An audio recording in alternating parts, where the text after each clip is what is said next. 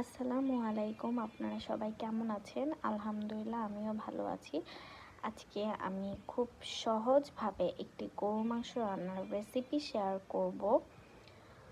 এখানে আমি প্রথমেই দিয়ে নিলাম গোটা কয়েক পেঁয়াজ, তারপর সব ধরনের মশলা, যেমন দারচিনি, এলাচ, লবঙ্গ, তারপর গোলমরিচ, তারপর হলুদের গুঁড়া, মরিচের গুঁড়া, তারপর আমরা দিব ধনিয়া গুঁড়ো, এরপরে জিরা গুঁড়ো, লবণ, আদা রসুন পেস্ট। সবার শেষে আমি দিব অনেকগুলা তেল।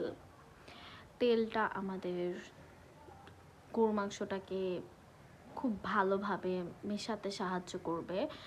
আর মাংস মেশানোর মধ্যেই ডিপেন্ড করে রান্নাটা কেমন হবে।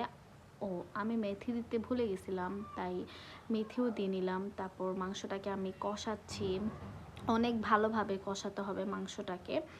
আমি একটা গোটা রসুন দিয়ে নিলাম, কারণ আমাদের ফ্যামিলির সবাই রসুন খেতে খুবই পছন্দ করে। রসুন দেওয়ার পর আমি মাংসটাকে মাখাচ্ছি। মাখাতে মাখাতে যখন 50% সিদ্ধ হয়ে গেছে, তারপরে আমি দিয়ে নিব গরম পানি, যেন মাংসটা পুরোপুরি সিদ্ধ হয়ে যায়। তারপর আমি মাংসটাকে বাগার দিব মেথি আর পেঁয়াজ দিয়ে। মেথি আর পেঁয়াজ দিয়ে করলে খুব ভালো একটা ঘ্রাণ আসে। আপনারা সবাই ট্রাই করে দেখবেন।